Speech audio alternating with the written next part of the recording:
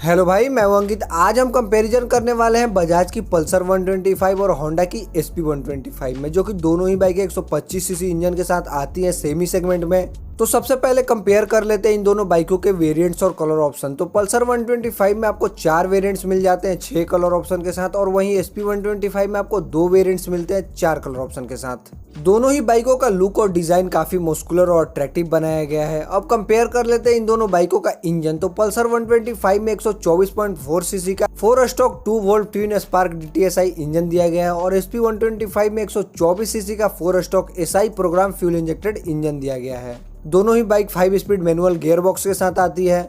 और अब दोनों ही बाइकों का पावर फिगर कंपेयर कर लेते हैं। तो पल्सर 125 का engine maximum power 11.64 bhp 8500 rpm पे और मैक्सिमम टॉर्क 10.8 Nm 6500 rpm पे जनरेट करता है, और SP 125 का engine maximum power 10.72 bhp 7500 rpm पे और मैक्सिमम टॉर्क 10.9 Nm 6000 rpm पे जनरेट करता है। पावर के मामले में तो पल्सर 125 थोड़ा सा आगे है SP 125 से, लेकिन टॉर्क के मामले में SP 125 थोड़ा सा आगे है पल्सर 125 से। और अब दोनों ही बाइकों का फ्यूल एफिशिएंसी कंपेयर कर लेते हैं। तो पल्सर 125 में आपको 11.5 लीटर का फ्यूल टैंक मिलता है, और SP 125 में 11 लीटर का फ्यूल टैंक मिलता है, मतलब आधे लीटर का अंतर हो जाता है। वहीं पल्सर 125 में आपको रिजर्व का ऑप्शन मिल जाता है, और SP 125 में आपको रिजर्व का ऑप्शन नहीं मिलता। राइडिंग रेंज पल्सर 125 का 586 किलोमीटर है, और SP 125 का राइडिंग रेंज 715 किलोमीटर है। और अब माइलेज की बात करें तो पल्सर 125 का माइलेज कंपनी क्लेम करती है 50 to 55 के MPL, और वहीं SP 125 का माइलेज कंपनी क्लेम करती है 60 to 65 के MPL। अब वो आप पे डिपेंड कर रहा है आप बाइक को कैसे चलाते हैं। अगर आप पल्सर 125 को अच्छे से चलाते हैं तो आपको 50 के MPL तक आराम से अप्रॉक्स माइलेज दे देगी। वहीं SP 125 की बात करें तो वो आप अच्छे से चलाते हैं तो वो 60 के MPL तक अप्रॉक्स आराम से माइलेज दे देगी रियल लाइफ में। टॉप स्पीड दोनों ही बाइकों का 105 kmph तक कंपनी क्लेम करती है। अगर आप अच्छे से दोनों ही बाइकों को खींचते हैं तो 110 kmph तक आराम से चली जाएंगी। अब दोनों ही बाइकों का ब्रेकिंग सिस्टम कंपेयर कर लेते हैं। तो दोनों ही बाइकों में आपको CBS की ब्रेकिंग सिस्टम मिल जाती है। पल्सर 125 का अगर आप ड्रम वेरिएंट लेते हैं तो उसके फ्रंट में आपको 170 mm का ड्रम मिलेगा। अगर आप डिस्क वेरिएंट लेते हैं तो उसमें आपको 240 mm का डिस्क मिलेगा, और रियर में दोनों ही वेरिएंट में 130 mm का ड्रम मिल जाएगा।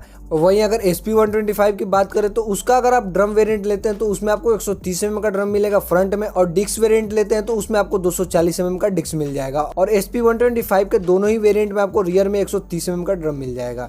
पल्सर 125 का ड्रम वेरिएंट का ब्रेकिंग थोड़ा सा अच्छा है SP 125 से, क्योंकि उसमें आपको 170 mm का ड्रम मिल जाता है, और डिस्क वेरिएंट का ब्रेकिंग बिल्कुल दोनों ही बाइकों का सेम है।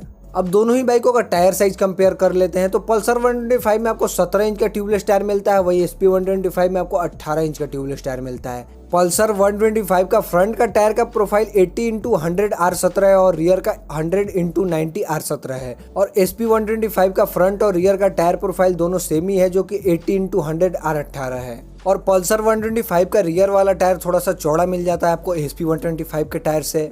और अब दोनों ही बाइकों का सस्पेंशन कंपेयर कर लेते हैं। तो पल्सर 125 के फ्रंट में टेलीस्कोपिक सस्पेंशन दिया गया है, और रियर में ट्विन गैस शॉक सस्पेंशन दिया गया है। वहीं SP 125 के फ्रंट में टेलीस्कोपिक सस्पेंशन दिया गया है, और रियर में हाइड्रोलिक टाइप सस्पेंशन दिया गया है। दोनों ही बाइकों का सस्पेंशन कंफर्टेबल है, लेकिन SP 125 का सस्पेंशन थोड़ा सा हार्ड है। अब दोनों ही बाइकों में डायमेंशन कंपेयर कर लेते हैं। तो पल्सर 125 का कर्व वेट 140 kg और SP 125 का कर्व वेट 117 kg है। ओवरऑल लेंथ की बात करें तो 2055 mm पल्सर 125 का लेंथ है, और 2020 mm SP 125 का लेंथ है ओवरऑल विड्थ की बात करें, चौड़ाई की बात करें तो 755 mm चौड़ाई है पल्सर 125 का, और 785 mm चौड़ाई है SP 125 का।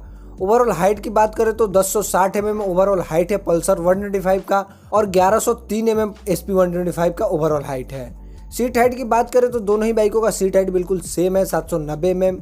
व्हील बेस 1320 mm है पल्सर 125 का, और SP 125 का व्हील बेस 1285 mm है। ग्राउंड क्लियरेंस की बात करें तो 165 mm का ग्राउंड क्लियरेंस मिलता है पल्सर 125 में आपको, और 160 mm का ग्राउंड क्लियरेंस मिलता है SP 125 में आपको। अब दोनों ही बाइकों का लाइटिंग कंपेयर कर लेते हैं, जो कि हेडलैम्प, टेल लैंप और इंडिकेटर है। तो पल्सर 125 में आपको हेडलैम्प हाइलोजन मिलता है, DRL भी हाइलोजन मिलता है, और टेल लाइट LED मिलता है, और इंडिकेटर भी हाइलोजन मिलता है। वहीं SP 125 की बात करें तो उसमें आपको LED हेडलैम्प का सेटअप मिल जाता है, जिसमें आपको LED हेडलैम्प मिल जाता है, LED DRL मिल जाता है, और SP 125 में आपको टेल लैंप हाइलोजन मिलता है, और इंडिकेटर भी हाइलोजन ही मिलता है। अब दोनों ही बाइकों का इंस्ट्रूमेंट क्लस्टर कंपेयर कर लेते हैं। तो पल्सर 125 में आपको सेमी डिजिटल इंस्ट्रूमेंट क्लस्टर मिलता है जो कि बेसिक इंफॉर्मेशन शो करता है, tachometer, speedometer, trip meter, odometer, fuel gauge, neutral light, यही सब आपको फीचर्स मिलता है पल्सर 125 के इंस्ट्रूमेंट क्लस्टर में। और SP 125 में आपको फुल्ली डिजिटल मीटर कंसोल मिलता है जो कि speedometer, odometer, trip meter, fuel gauge, gear position, rear average, neutral light, passing light, time, ये सब आपको फीचर्स मिलता है SP 125 में। मतलब SP 125 के इंस्ट्रूमेंट क्लस्टर में भर भर के आपको फीचर्स मिल जाता है। और दोनों ही बाइकों में आपको इंजन किल स्विच मिल जाता है। अब दोनों ही बाइकों का प्राइस कंपेयर कर लेते हैं। तो पल्सर 125 का डेली एक शोरूम प्राइस 73,363 रुपए से शुरू होकर 82,989 रुपए तक चली जाती है और डेली का ऑन रोड प्राइस 85,438 रुपए से शुरू होकर 96,018 रुपए तक चली जाती है। और SP 125 का डेली एक शोरूम प्राइस 77,145 रुपए से शुरू होकर 81,441 रुपए तक चली जाती है और डेली का ऑन रोड प्राइस 89,955 रुपए से शुरू होकर 94,677 रुपए तक चली जाती है। लुक और डिजाइन के मामले में दोनों ही बाइकें अपने अपने जगह पे सही है। अब आपको कौन सा बाइक पसंद है इन दोनों बाइकों में कमेंट करके जरूर बताएं। और अब दोनों ही बाइकों का मेंटेनेंस, सर्विस कॉस्ट और रीसेल वैल्यू की बात कर लेते हैं। तो दोनों ही बाइकों का मेंटेनेंस और सर्विस कॉस्ट बिल्कुल सेम है, लेकिन SP 125 का रीसेल वैल्यू और रीसेल प्राइस थोड़ा सा ज्यादा है इंडियन मार्केट में पल्सर 125 से।